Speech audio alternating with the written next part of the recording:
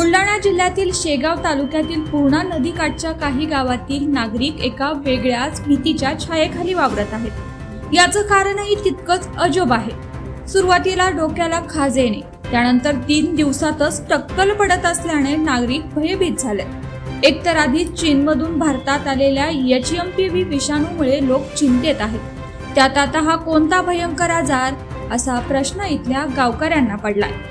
बोंडगाव प्राथमिक आरोग्य केंद्राअंतर्गत येणाऱ्या कालवड येथील 13 लोकांना तर कठोरा येथील 7 लोकांना पूर्ण टक्कल पडल्याचं समोर आलंय।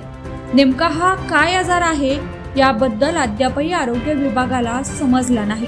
तरी मात्र या गावात आरोग्य पथक पोहोचलं असून या परिसरातील गावात सर्वेक्षणाचं काम सुरू आहे।